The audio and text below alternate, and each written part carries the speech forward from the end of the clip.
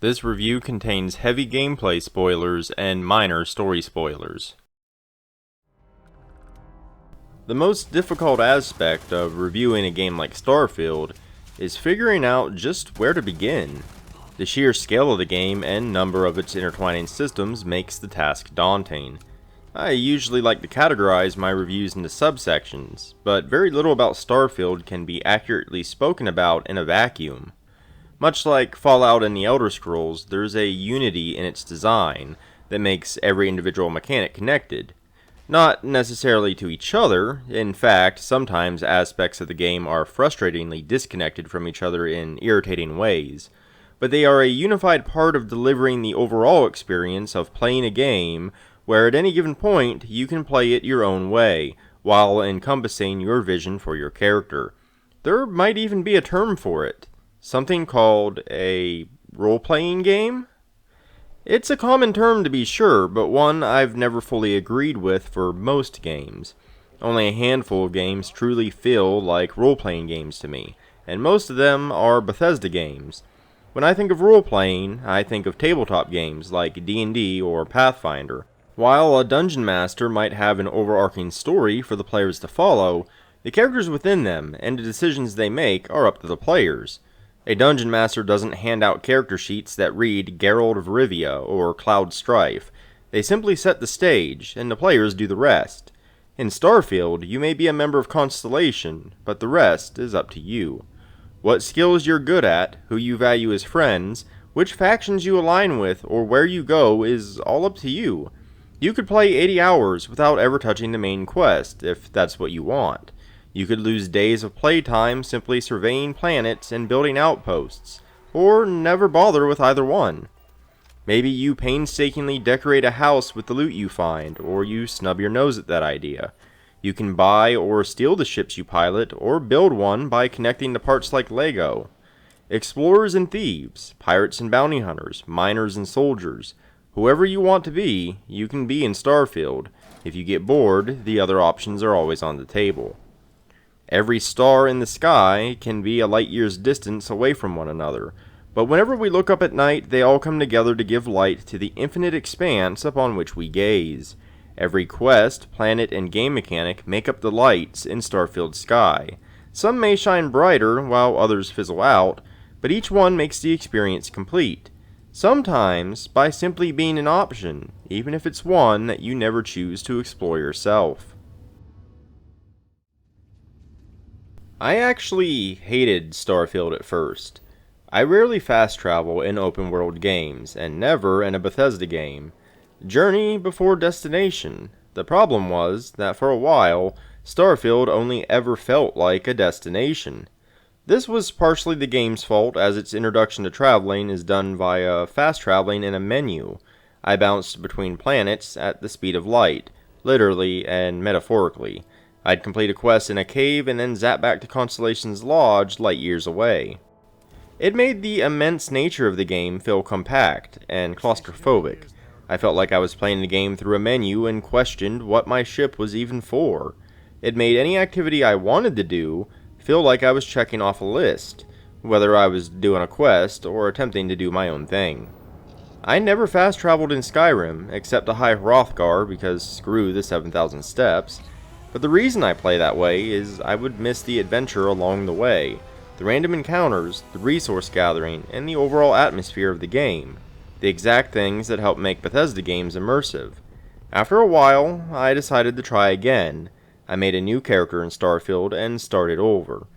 By messing around with both the ship controls and the menus, I found that while you can't remove it entirely, the extreme end of fast travel is optional. In fact, fast traveling actually bypasses some of your ship's jump restrictions, entirely breaking the mechanic. I found that instead of teleporting to my destination, I could jump from system to system en route, then land and exit my ship. Some of this still had to be done via menu, but I could also do some of it via my ship, like jumping to nearby planets. While planet-side, I always had the option to teleport back to my ship if it was really inconvenient, but I was also free to run back on my own. All of that ended up changing a few things for me. First, I actually got to use my ship. That meant I came across random encounters, be they pirates, asteroid fields I could mine, derelict ships, or even star stations I could dock with. As I wander the blackness of the deep abyss, my ship is in tatters, all dented and worn, but I trust my old engine to get back by morn. Way out in the blackness, way out in the void, way get me back to my true love, as quick as an old asteroid. More importantly, it changed how the game felt. Taking off, landing, and jumping between systems still offered a pseudo-loading screen in the form of canned animations, but it gave me the feeling of moving between locations, rather than teleporting. That made a big difference in my ability to get invested in the experience, even if I was realistically doing almost the same thing as before.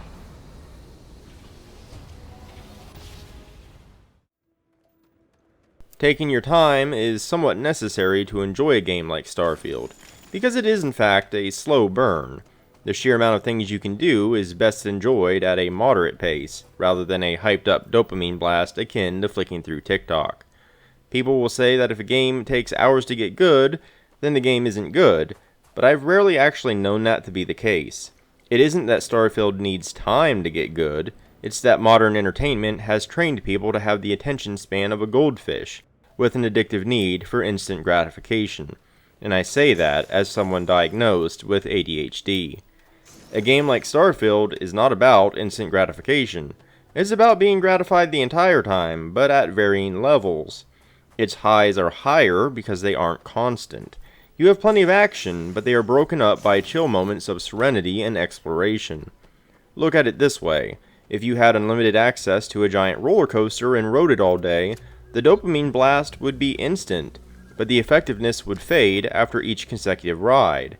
If you chilled out a bit between rides to grab some ice cream and float down the lazy river on an inner tube before hopping back on, you would enjoy that ride even more because you wouldn't be dulling your brain's sensitivity to it. Starfield is similar. Constantly rushing around misses the point.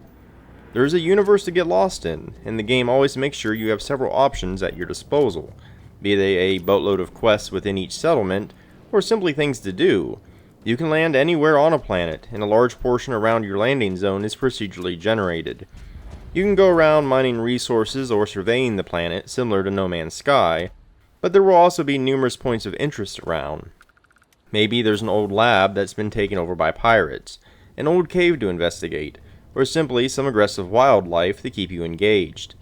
Other ships may land nearby, and if you investigate, you can have additional friendly encounters or fights. You can even board and steal the ship itself. You might come across a totally random outpost with a generated quest, or simply a shop. The thing is, it all feels pretty organic, and is legitimately fun content to explore.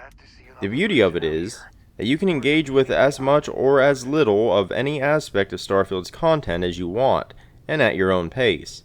You can build an outpost for an hour and decide you want to raid that nearby factory, or you can opt to leave that planet to do a few quests and then come back later. I always felt it was best to simply let the game swallow me. Getting sidetracked in Starfield wasn't a bug, it was a feature.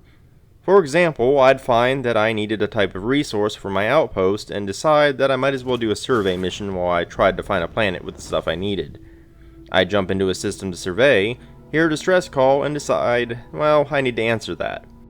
After dealing with the distress call, I noticed that the planet also had a temple. I figured I might as well explore it while I was there. Once that was done, I noticed my ship's cargo hold was full, which meant it was time for a redesign. It was time to find a shipyard with the parts I wanted. However, I was too low on credits to actually buy the parts I wanted, so it was time to hunt some bounties for money. After turning 2 pirates into space dust, I then noticed I also had a quest in the same system the pirates were in. Obviously, I had to check that out too. Hours later, I had totally forgotten about the resource I was initially hunting for. But that's okay. When I was ready to resume my outpost building, it was there waiting for me. Unlike Skyrim, where the end of the world was always hanging over your shoulders, or in Fallout 4, where you had a dead spouse to avenge and a child to find, the stakes are a little bit lower in Starfield. You're simply investigating some mysterious alien artifacts. You have plenty of rational story reasons to bugger off between main quests. It doesn't mean you have to do everything as a single character, although you can if you want. You are simply free to go with the flow and do whatever you feel like doing at the time. Starfield has a pretty deep character creator that you could lose hours to by simply making your character look however you want. That said, there are options to customize your appearance mid-game. You also choose a background that features some starting skills and choose from some optional traits. Some traits can impact your experience quite a bit. For example, the traits I chose meant I was wanted, and bounty hunters periodically tracked me down.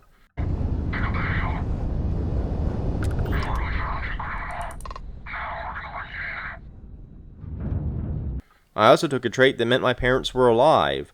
I could visit them, and I'd occasionally run into them during my adventure. They even got me gifts, which included weapons, armor, and more. No, I moved them to the... That Aquila City bank robbery story on SSNN. That was you, right? Of course it was. Oh, I was so proud. My child, on the news. Another trait meant that an adoring fan could join your crew and worship the ground you walk on. A neat callback to an earlier Elder Scrolls game. Golly, you're the best. I'm going to follow you and watch you and worship the ground you walk on. I can't believe I get to stand near you, breathing the same air. I've got to have every molecule. After character creation, there are 5 perk trees that fall into categories like social, combat, and science. And I don't think there's a single line of perks in the game that doesn't feel substantial. Even the combat tree, which generally gives damage buffs to certain weapons, made a ton of difference. I played on very hard, and the enemies went from bullet sponges to dropping in just a few shots once I got my skills up. Points into the boost pack skill means you practically fly with a decent boost pack, especially on low gravity planets. Points in gymnastics allows you to combat slide, while points in stealth unlocks the stealth meter. Starfield's take on lockpicking is definitely the best iteration of the minigame I've ever seen, and without higher skills, you aren't allowed to pick higher tier locks at all, so none of that Skyrim cheese. Persuasion can play a massive role in quests, giving you all sorts of outcomes if you pursue it. In fact, to my surprise, I obtained a socially oriented ability from a faction quest line, and was able to use it to talk down an enemy in the final encounter of the main quest. If surveying planets appeals to you, the skills related to it make an impactful difference that you can really feel, as you survey faster and easier and farther away, so you don't have to shove your nose up that alien spider's butt in order to scan it. If you want to invest in crafting, it pays off in spades, with your skills granting you the ability to customize your guns and suits to your liking. There is no wrong way to play, and the paths you choose will vastly impact how you play. There's no level cap though, so with enough time you can get every skill, but it would take a very long time. And again, the journey comes before the destination. The skills you choose make your journey a unique one. Starfield's combat is excellent, and the options available to you vary greatly with your choice of weapons and skills. The way combat feels also changes based on how strong the gravity is on a given planet. For example, landmines can be thrown like frisbees with low gravity, giving them a satisfying alternative usage. Enemies generally react well to gunfire. They can be staggered or even attempt to crawl away when downed. Boost packs can be detonated, causing them to go flying, and when outgunned, many will attempt to flee to a better position. They almost always attempt to take cover, and it's nice to have enemies who actually value self-preservation, at least a little. Eventually, you get access to powers that are essentially space magic. They strongly resemble the Dragonborn shouts from Skyrim, and many of them open up combat even more. For example, the first one you find allows you to turn off gravity in an area. That is extremely effective alone, but combine that with the old landmine frisbee thing I mentioned and it's even better. Space combat is equally as satisfying, but there is much less room for error, at least on harder difficulties. You can't exactly take cover in space, and most of the time it's going to be you against multiple ships. You can alternate power between different aspects of your ship, such as weapons and shields. And with the right skill, you can even enter a VATS-like targeting system to disable specific parts of an enemy ship, like say the engines. That allows you to board them, and yes, steal the ship if you want. The combat feels great. My only real complaint is the scaling. I play on very hard mode, and I actually don't mind spongy enemies. I may even prefer them in a game like this. However, after a certain point, even on very hard, the challenge kind of vanishes. Unlike past Bethesda games, it seems like enemies don't scale with you, at least not completely. Around level 30, I started mowing down most enemies with ease, except for the occasional elite enemy. It put a real damper on my enjoyment, and I hope a harder difficulty mode will be added in the future. I definitely encountered a few bugs here and there. More impactful, however, was how many of the game's systems strained against their own immense weight. Starfield works because every mechanism contributes to the experience. That experience is the ability to become immersed in the world and do whatever you want. Even if you don't have an interest in a given aspect that Starfield offers, its mere existence helps solidify your own playstyle choices by giving you something to ignore in the first place. The uglier side of this kind of design is that sometimes things can act strangely at best, or broken at worst. An example I mentioned earlier was how the fast travel, while probably necessary given the size of the game, initially turned me off from it. Its existence still breaks space travel by allowing you to bypass some of the built-in restrictions that would normally require an upgraded ship. The outpost system is another one. It's a little bit too self-contained. Outposts generate a ton of resources, but you only really need a ton of resources to build outposts. You essentially make outposts to facilitate making more outposts. That's it. Outpost building is an activity you do because you want to, much like any type of decorating. There's no real benefit to making them that affects the other aspects of the game. It's just fun to make and defend them. By that same token, resources are priced far too cheaply relative to ship parts, weapons, and ammo. Buying resources to build outposts is far less satisfying than gathering them, yet it's the most efficient way to do it. It's something you have to willingly ignore to get the most out of the system. You can hire all kinds of crew for your ship and even take them with you on adventures. However, the 5 Constellation members that join you during the main quest generally have better abilities than anyone you can hire, and you don't have to pay them to have them on your crew. There's a lack of restricted areas, meaning you can pretty much waltz into the back of any shop, office, or building and no one will complain. It's a little bit immersion breaking, and it also makes one of the faction quest lines, one focused on corporate espionage, laughably trivial. They task you with planning evidence and performing sabotage, yet you simply walk into wherever you want to do what's needed, no stealth required. It's weird, and it makes half of that quest line really dull. There were a lot of things in Starfield that I had to intentionally not exploit in order to get the most out of it, and that's generally a sore spot for me. I don't like having to house rule my gameplay in a video game. However, my enjoyment of Starfield's bigger picture tended to eclipse my misgivings while I played.